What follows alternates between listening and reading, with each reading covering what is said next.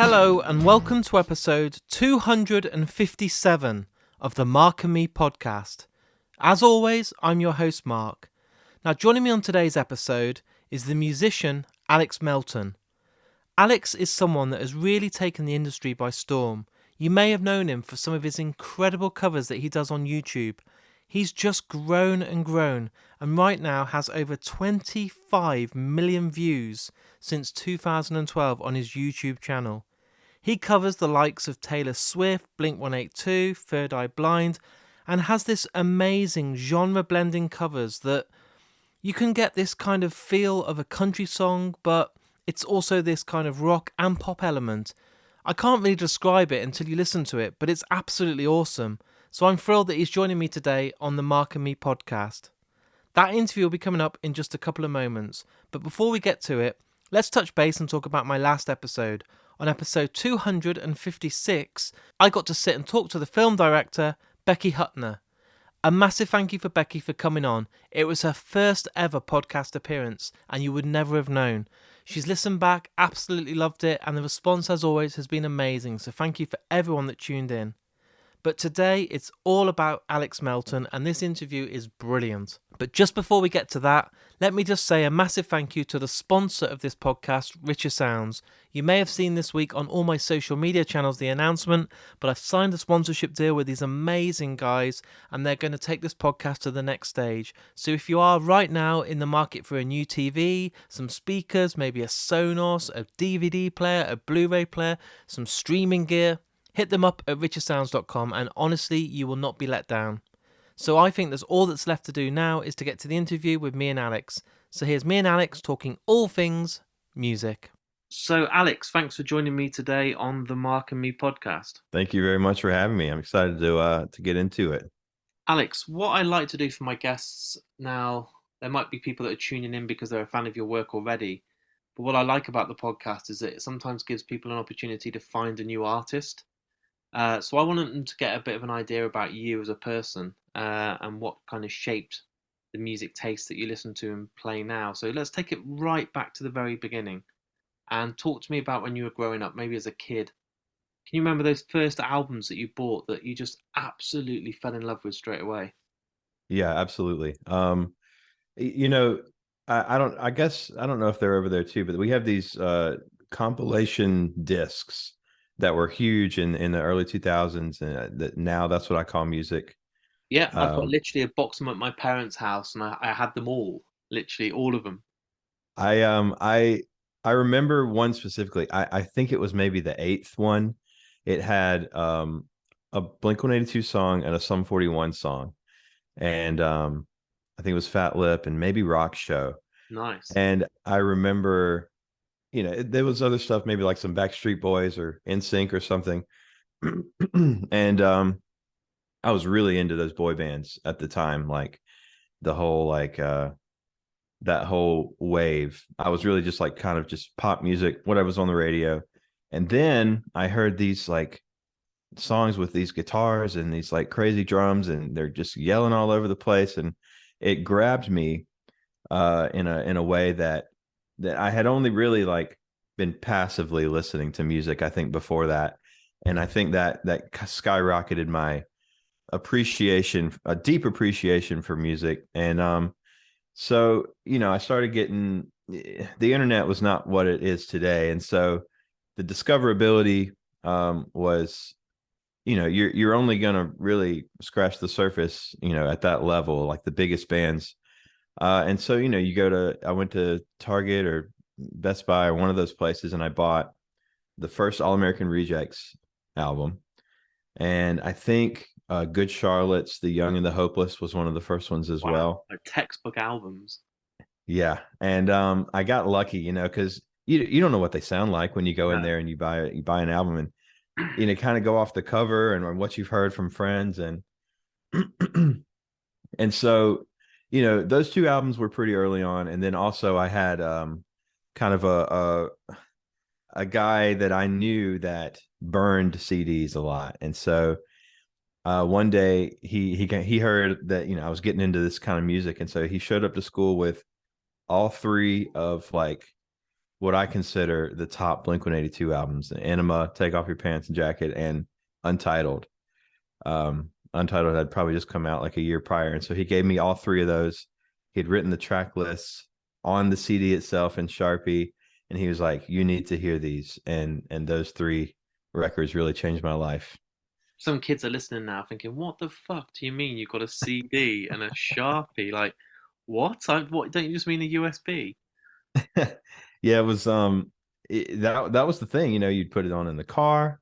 You'd have the little booklet of all of your CDs. And yeah, it was I didn't realize just what that moment meant in the moment, but Yeah. we were like in middle school, and he was like, here are the three CDs that will change your life one day.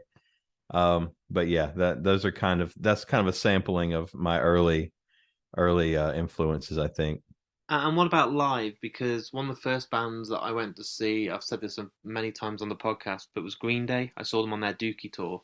Mm. Shows my age, but it blew my mind. I couldn't believe that three people could make that much noise. I thought Billy Joe Armstrong was just fucking incredible. And the moment he came on, he had the whole crowd in his hand, literally from Good Evening. I was like, wow. And since that, it then went on to heavier, so I looked like Horn, Limp Bizkit, Deftones, Pearl Jam. But that Green Day gig was the one that made me kind of think, I want to pick up a guitar, I want to sing, I want to be punk, I want to wear a different jacket, I want to, sew on patches. And can you remember that first gig you went to that made you think, one day I want to do what they're doing?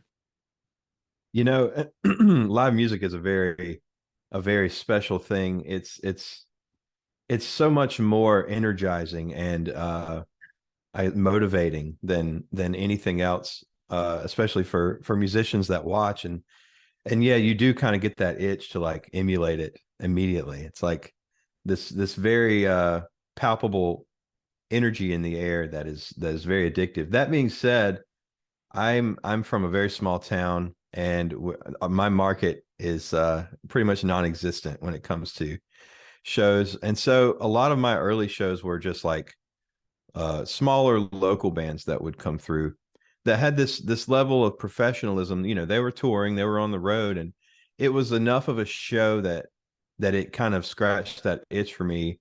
And then these bands, you can just walk up to them and talk to them after the shows. It's not like an arena or a Yeah. theater. And so that was really a kind of an eye-opening experience, just to be like talking to these people. And then after a while you're like, oh, okay, we're kind of just both just guys, just people. And this happens to be the thing that they're doing, and they're good at it. And it is I'm trying to think. I think the first like real proper huge gig I went to was it must have been Blink 182 on their reunion tour. So like 2009, maybe 2011, somewhere in that range. I finally saw them in a big amphitheater, and it was fantastic. Mark and Tom and Travis, that was the lineup at the time. I know it's kind of all over the place lately, um but yeah, that Blink gig was really cool. And I did see Fallout Boy at the same place a few years prior. And that was another one that man, Patrick Stump, is a force of nature. He's another big one for me. So yeah, I not so much on the live end of things. I've only had a few real memorable moments and memories there, but it's definitely a very special thing for me that I like to do now. I'll go see like bands like Pine Grove with a couple thousand people, and that feels like my sweet spot. Yeah, that's good. And I suppose Blink 182 have had quite a mention on this podcast already. Are you absolutely buzzing the fact that next year they're back and we should be able to see them? Well, this year now. And we've got arena gigs and they're playing everywhere and anywhere, and it just looks like they're really back with a vengeance. Yeah, it's I my relationship with that band is very complicated, I think, and I'm cautiously optimistic is Yeah. how I'll put it. I've seen them a few times, and they've been one of the best bands of the whole weekend, and then they've been the worst band I've ever seen live. It's crazy. Like they've just got pissed before and drunk and gone on stage and literally forgotten how to play their chords. And I'm like, this is embarrassing. You're like headlining a festival. This is terrible. And other times they've just been amazing. So I'm like, which one are you going to be? Yeah, it's hard to know that, when you have that kind of conflicting experience. I think the thing that makes them special is all the stuff in between the songs. That's Yeah. always going to be there, all the banter and the fun stuff. So maybe that's enough of a selling point for most people. So with your career, obviously, you've watched these bands, you've listened to these amazing bands. At what point was it that you were picking up? At what point was it you were picking up a guitar and starting to kind of play and not just do it for yourself, but want to get out there and kind of get heard a bit more, or get people to kind of take note of you and sort of make a name for yourself? Yeah, these days it feels crazy to say that I didn't really start producing uh, content Yeah. until after I graduated college. I spent, you know, university from 2008 to 2012. So, social media was a thing, the internet was a thing, YouTube was a thing.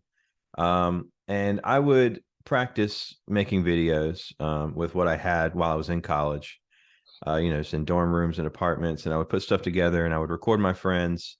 And basically, I got like kind of a music degree with an emphasis on recording technology, but it wasn't like an engineering type degree. It was a very strange degree, and it's a very small university in South Carolina. But um, I met several really important like people there that would kind of shape how I work now, like teaching me Pro Tools and doing all the ear training and the music theory. Um, so it was immensely valuable as a ground layer. Uh, I've been playing guitar since high school, and you go into the band room and you see a drum set and you sit down and you start picking things out.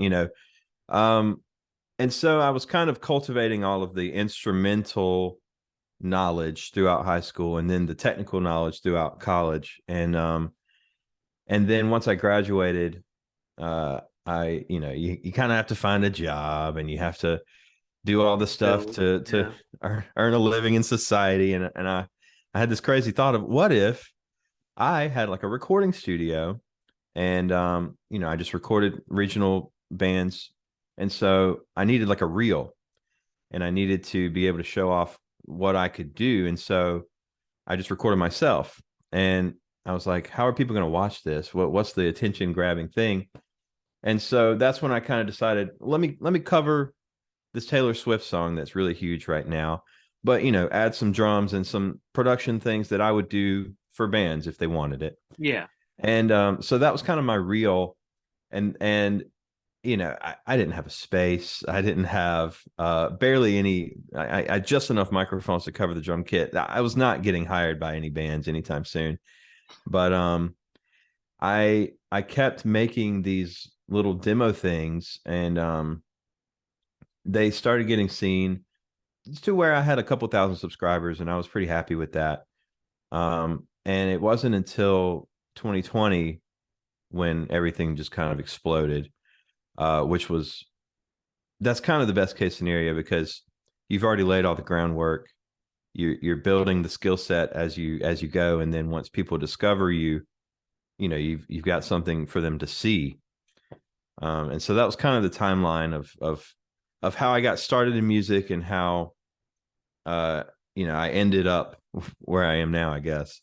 So was there something that triggered it? Can you remember the moment that kind of felt like that turning point when you said it blew up? Was there something that had happened that you went, fuck, like this has changed everything? Yeah, I was working in a live production environment. I was the technical supervisor of a performing arts center, and one day it's funny, I started off my YouTube channel making Taylor Swift covers, and then the thing that blew up in 2020 was also a Taylor Swift cover.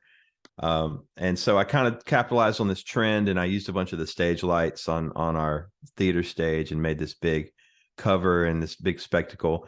And it got seen like 4 million times overnight, and everybody was loving it. And I went into the theater the next day. We had like a staff meeting while we were like sitting on stage 10 feet apart, going like, all right, can we inventory the lights again this week? We don't, COVID shut everything down, but and I was like, hey guys, a bunch of people saw my video last night, and they were like, neat. All right, anyway, let's get back to work. And and then things quickly snowballed after that video, because I was able to just hit the ground running. People were like, let's hear the full version of your cover. And so I was in a position to take a few days off work and just bang it out real quick. And I put it up, and I was like, hey, it's on my YouTube channel. And that got enough people on the YouTube channel to kickstart me in the Google algorithm, I guess. And I started getting more views there and more views on TikTok. I tried TikTok for a while. It's not for me. I think in the end I discovered it's a little too fickle. It's a little too unpredictable. And YouTube has its moments, but it's much more stable in terms of like, I It's got feel like, longevity, hasn't it? I feel like you can go on YouTube and watch a video. I love the band Thrice, one of my favorite ever, and I'll go back and watch performances from them from 10 years ago at acoustic centers and stuff and still be blown away. TikTok feels like if you miss it, it's just gone. It's just like a quick 5 seconds, like you're walking somewhere or someone's on the toilet or you just want a quick like and it's gone like an Instagram story. And before you know it, it's like, oh, I'm not going to research and go back and find cool stuff on there. yeah, because guess what? Like 100 other videos have been uploaded and created since you scrolled on mine. And so Yeah. there's just this never ending source of entertainment or engagement. And so, yeah, I think my biggest accomplishment in my career has been the conversion of TikTok fans to YouTube fans. So what do you do then? So you're seeing all these amazing numbers coming through. You're then, thinking to yourself, I want to keep on going with this momentum. You don't want to just let it die. You don't want to be a one-hit wonder. So you're covering more. You've got, I suppose, pressure then because people want to hear more. They want to see more. Once you've got that subscriber, you don't want them just to like fizzle out, do you? So I take it you're there sitting there going, right, let's do more covers. Let's get some punk songs I used to love. Let's get some old school songs, and just keep them filled with ongoing material. Yeah, I learned early on it was very important to be consistent in your Yeah. posting schedule. And so, yeah, it was really just a natural confluence of my, what I grew up listening to versus what I'm into now and the sounds that I like now. My whole horizons have been broadened musically. I don't just love pop punk music, although that is kind of where my heart is. But a lot of the alt country stuff that's coming out now is really capturing my creative imagination, and even a lot of the pop stuff, a lot of the kind of indie space. I'm trying to get into pretty much a little bit of everything, even some heavier music, even heavier than what I do. And that's kind of where I like to live. From week to week, I want to switch it up. And so, even though there are consistent themes to what I do, like I work a lot in that kind of emo pop punk, early 2000s space. But the way that I'll treat my arrangement could be influenced by Casey Musgraves or even I don't know, bands like uh, A Day to Remember or August Burns Red. Sometimes like it's kind of just it's a way to keep it fresh while keeping a consistent theme for me. Casey Musgraves is like, she just blows my mind. The amount of talent she has. The Golden Hour album and the song Butterflies is just flawless. I'm like, Yeah. it's got elements of like a female Tom Petty. I'm like, you're fucking unbelievable. But then she can be a pop star at the same time if she needs to be, with the look and the outfits and the show she puts on. But her songwriting is phenomenal. Yeah, it's so many things I can appreciate about Golden Hour. Just the production on the drums, especially, it's so minimal but very effective. And the way that they use like keyboards and other acoustic guitar stuff, it never leans too far into pure pop, but No. there's so many elements of like these cool production moments that lend themselves so perfectly to her specific brand of like, I don't know, I guess you can call it country music. But yeah, and her voice is phenomenal. And that record, I saw her play in Asheville, North Carolina, on like a little medium-sized theater a couple years ago, right when that record came out, and it was mind blowing. I mean, Yeah. the lasers and the light show and her band was incredible. And yeah, that's a real one. So you signed to Pure Noise Records, and obviously, while we're talking now, the album will be out there, Southern Charm. So you sat there and kind of thought to yourself, I want to get something out there that people can jump on, Spotify and YouTube, not just videos, but a whole collection of music. And with this, you've kind of split it down to kind of two halves, haven't you? You've got kind of a not heavy, but a bit more rock orientated, but then also the mellow side. So you've kind of got a bit of something for everyone. Yeah, it's a really interesting project. I think with Pure Noise, when we started talking, that was kind of like all of my favorite bands were on that label. It was, Yeah. a real big full circle moment for me. And with this album, we wanted to include a lot of the Pure Noise kind of ecosystem. And so the back half are all Pure Noise bands, where I kind of took them and made them a little bit, acoustic, natural vibe, alt country-ish. Some of them, it kind of spans the gamut. There's some faster, kind of bluegrass inspired things, and then there's more like, again, I referenced that Casey Musgrave snare drum so many times in the studio, trying to get that sound. But yeah, and then the first half is, I actually worked with Tom Denny, who formerly of A Day to Remember, and he's just a fantastic writer and arranger. And so I went in the studio with like no demos or anything, and we just kind of sat there and we're like, all right, let's create some alternate versions of really, catchy, popular, early 2000s country songs.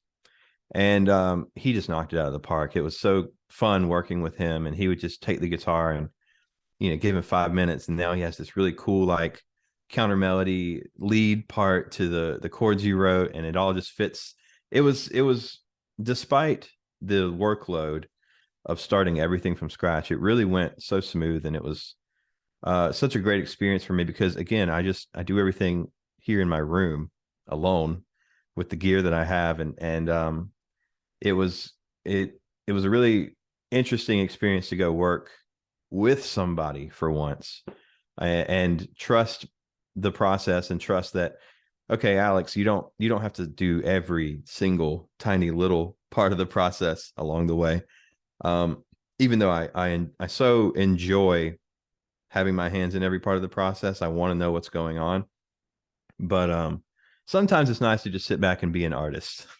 But is that quite hard to do because you've been for so long fully in control? Like I'm this podcast, I edit it, I produce it, I set up all the interviews, I do everything, even choose the artwork. And so if Mm. someone came along now and was like, I can edit it for you, I'd be like, no, leave it. Like, don't take my baby off me. Like, I'd really appreciate that because I get a lot of time back, but you're not going to do it right. And I won't be happy about this. And I won't like the fact you've done this and you haven't normalized this. And I'll be really anal about it. So, did you find it quite hard or quite refreshing then just to go, I'm going to sit back and let somebody else have a bit of, hands on as well? It comes down to like the existential like reason for the channel, and I can't help but feel like part of the draw is that I am doing it all myself. It, Yeah. it doesn't feel like a factory where I'm just pumping out these things and I'm like, all right, let me record some vocals and I'm just going to hand it off to a guy and I'm moving on to the next thing. It's really, I live with the cover, the arrangement for usually about 5 days or so. And I just eat, sleep, and breathe that song. I have an engineer, co-producer that is it's perfect. He's so hands off, but he knows exactly when to contribute, or the right question to ask me that will get my brain moving in a way that is, ever since I brought him on in July, the quality I feel like has just skyrocketed. But again, it's not offloading any. It almost takes longer with a second person in this case, but the product is worth it to me, much worth it. Yeah. And so it's but I very much want to keep my options open in the future. If I were to produce another band or mix another band's album, I want to be honing those skills now. I don't want to give some other engineer practice on my stuff. I want to be, at the same time I'm getting better as an artist, as a performer, as a videographer. I want to also be getting better at engineering and mixing and mastering, and finding the right sounds, soundscape production, getting into the weeds on all of that. So it's a passion project at its core in that way, because I have no interest, like you. I have no interest in kind of outsourcing what is essentially my voice in the form of a myriad of things. But yeah, for these one-off projects like the album, it's nice to break that cycle a little and shake things up, because it's a little uncomfortable at times, because I am so used to just being in my own little bubble. But that's where the growth happens, and then you get to watch other producers and engineers and pick up things. And there's so many tiny quality of life improvements that I do now in Pro Tools that I didn't even know existed before I went to Massachusetts and worked with Alan Day from 4 Year Strong on the back half of the record. Like, he was just doing all kind of stuff, and I was like, you can do that? Okay, I'm gonna remember that.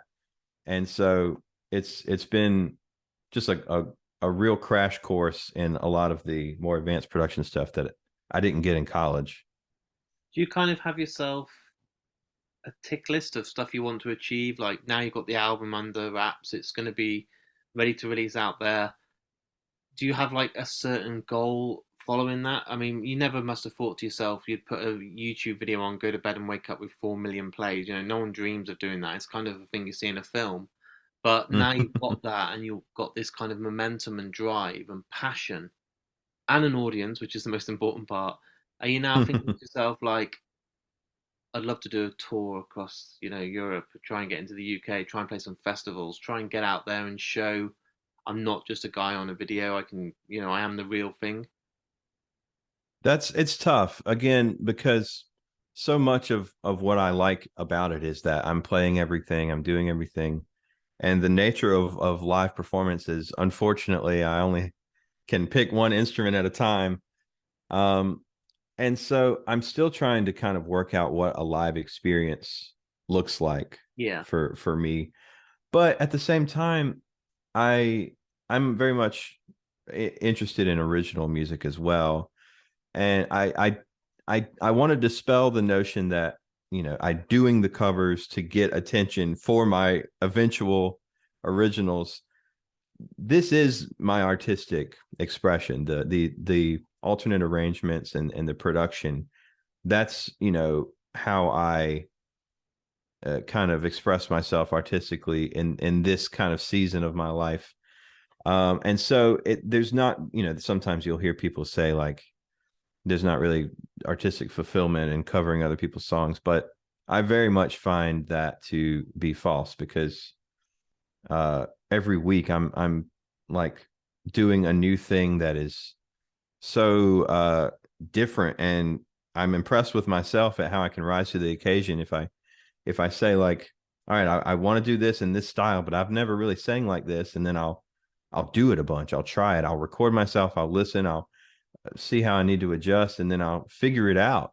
And yeah, I am doing some live stuff, and I want to continue doing it, because again, that energy is unmatched when you with people in a room. But I really want to make sure it's the right vehicle for my specific thing that I'm doing. So it's, whether that's kind of an acoustic thing, or maybe I'll get some musicians eventually and putting band together, but it's I don't have that like expressed desire. That's not the end goal is these tours or these festivals. I'm quite introverted and it is very nerve-wracking for me every Yeah. time I have gotten on a stage. I It's not like I'm a born performer and I live to be in front of people. It's I kind of have to like psych myself up and convince myself, all right, let's go do this. It's going to be fun once you're out there. So yeah, it's a little complicated in that world. It's tough, isn't it? Because you want more people to see your work, but if you are a bit of an introvert and you'd like to just not be out there, it's such a tough one. It's like I should get out there really, but I don't want to. Yeah, and it's especially hard when you make a YouTube video on any given week that's going to be way more than any one show you could book. And so it's the energy being devoted to that where, I can have such a wider reach is just kind of the economics of my time as well. So What I do on the podcast, it's my last question for you today, but what I try and do to keep it quite original, and I think you'll find it quite difficult because you're a songwriter, because you're a performer, because you write, and have had a really successful few years now. But everyone that comes on gets to choose the last piece of music that's played on the podcast. So as every interview's all wrapped up, it doesn't matter if they're a huge band, a small band, an actor, a director, they get to choose the last piece of music that's on. And it's interesting because some people will pick like the Beatles or Rolling Stones, but then people will pick like a B side or a film score track. But it makes it very personal to the guest, and I love that about it. And sometimes it gives me a reason to go and discover new music. But sure, what would yeah. you love to be a outro song today? I'm not going to let it be Blink 182 because they've had too much limelight today on this episode. Yeah. We got But spread is it there is around. there a song by a band or a piece of music that just means a lot to you? Let's I'm gonna look at my Spotify really quickly. That's fine. Uh Everyone does. And then they get it down to like 10 choices, and then five, and then down to two, and then in a week you'll think, "Fuck, I should have said this." yeah, that's the thing about, the whole like favorite bands list or favorite albums list. It is so context specific for me. Um I think a song that is just top to bottom like pure art to me, from the lyrics and the messaging and the instrumentation, is No Drugs by Pine Grove. I've not That's heard that's Pine Grove, so that's you've mentioned them already today. So I was like, "Oh right, so I will check this out." it's a song about wanting to be present and saying, telling yourself, all right, let's not do drugs and alcohol today. Let me actually feel how the world actually is. And I think a lot of people, maybe out of habit or other things, just kind of struggle with that concept, me included. So it's a really powerful song and it's performed beautifully. And so yeah, that's my pick. I think a lot of people tune in today and be inspired by you because there's nothing wrong with being an introvert. There's nothing wrong with kind of being a bit shy and not wanting to put yourself out there for the whole world to see. But a lot of the world have seen you on YouTube, so it's inspiring to listen to you talk, and I'm really glad that it's worked out the way it has because the success has come your way, and it's because you've worked hard and you've not given in and you've not thrown the white towel in and you thought, fuck it, I'm going to keep trying and challenging yourself. And to see people rewarded for that is so good than just a manufactured band being told to play this song and go up on stage and look good. It kind of means more. And I think you'll have longevity. I can see you going places. I can see you playing festivals. I do. Even though you might not see it right now, I can see you getting a set of musicians out there and wanting to take it to that next level. So I'm really excited to kind of see where your journey takes you. Yeah, I got into this business to work hard, and I'm definitely going to continue doing that. I'm going to continue growing as much as I can, and connecting with people about mutual things we love in music. It's good, man. But I really appreciate your time and coming on the podcast. I want people that have listened today to then go and check out the album. I've been sent, luckily, an advance copy, so I've been able to listen to it. And what surprised me straight away was like I've had state champs on the podcast, I've had Stick to Your Guns, I've had Can't Swim, I've had The Story So Far, and I'm like, oh fucking hell, it's like the best of podcast. But obviously with the label and everything, it makes sense. But you've done all those incredible songs justice, and they're not just direct copies. Sometimes you hear a kind of a live session on Radio One in the UK, and it's like we're gonna have this band and they're gonna play a Paramore cover, and they just literally play it note for note, and that's good. And it takes a lot to sound like Hayley Williams and to make this Hmm. percussion sound great. But I like it when somebody just changes it. So you're like, I know this song because of the lyrics, but it's working in a different way, and I think you've got the balance perfect. So yeah, I wish you all the luck and thank you for your time. That's exactly where the magic is. I'm glad you appreciate and pick up on that. This was really great conversation. I feel like every time I do one of these, I learn something new about myself as well. So thank you for that. So there it is. There's my interview with me and Alex Melton. What an amazing guy. And as you're sitting listening to this, please go and check out his album. You can listen to it on any streaming platforms or hit him up on his website and buy it because it's brilliant. This guy needs to get even bigger, get better, and I want to see him playing some shows over in the UK. So hopefully one day that can happen. But what a lovely guy, so humble, and if you haven't checked out his work, also look on his YouTube channel. It's amazing. The time he spends on the production of his videos and all the work that goes in really does deserve your attention. If you've enjoyed today's episode, please go out there and share it for me. It's because of this fan base that this podcast is so successful. You know I don't have any money to put into a marketing team. I'm a one-man team. But with your help, I can take this podcast even further. And all you have to do to keep this podcast free is to keep on sharing. So if you're listening to this and you're on Twitter, why not hit that retweet button? If you're on Facebook, hit the share button. And if you're on Instagram, why not put it as one of your stories or even just like and comment when you see the episode? That helps with the algorithm, gets more and more people to see it, and who knows, you might get someone that sees the picture that you've posted, they jump on board, go back and listen to all the 250 episodes, and then stay for the long journey. And for me, that's a dream come true and costs you guys at home nothing. If you do want to spend a little bit of money and help me out, I do have a Patreon account. As you know, this is my only source of income, but it doesn't actually go back into paying me. It goes back into the production of the podcast. So if you can spare maybe £1 a month for that, you're going to get some stickers, a badge. And right now, honestly, you're going to get these exclusive episodes that are just for you guys at home. I've called them the Lost Tapes, and they're Patreon exclusive episodes, and the next one is out in a couple of weeks' time, and I'm so excited to share it.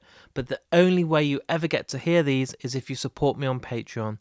The link is on markandme.com, and like I said, all the money that comes in goes right back into allowing me to put this podcast on Spotify, Amazon Music, Apple Music, all these different channels. It doesn't come cheap, but from the support of you guys at home, it can happen. So please keep it coming, and the support is greatly appreciated. I'll be back in only a few days' time with yet another brand new episode. I'm so excited. I've spent the last few days editing and I've got some incredible interviews coming up. I feel it's my best ever work. That's not me being arrogant. I'm just really proud of them. And there's a whole range of different bands, directors, actors, and so much more. So until then, look after yourself. Go and check out right now Alex Melton's work. Take care, and I'll speak to you all very soon. No drugs and alcohol today. I wanna remember everything we talk about. I wanna feel light moving in everything you say. But part of me's caveated out, like maybe certain circumstances are permissible. Maybe I just couldn't, you could just look the other way. Is it so wrong? I wanna feel good, I wanna feel good. Is it enough now just to want to, even if you mean it? I wanna feel good.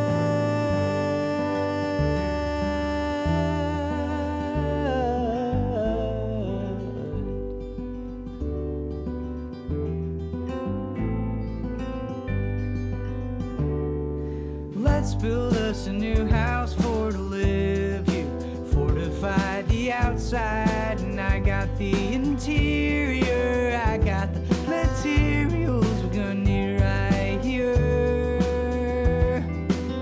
Yeah, and it's weird to think I had it always when manifestly I am the same as I ever was. I think the difference this time is that I could just walk away. Yeah, now all things rushing out. I wanna feel good. I wanna feel good. Is it enough now just to want to, even if you need it? I wanna feel good.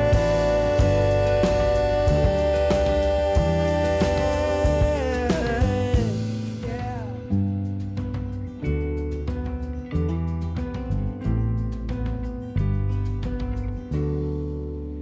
No drugs and alcohol tonight.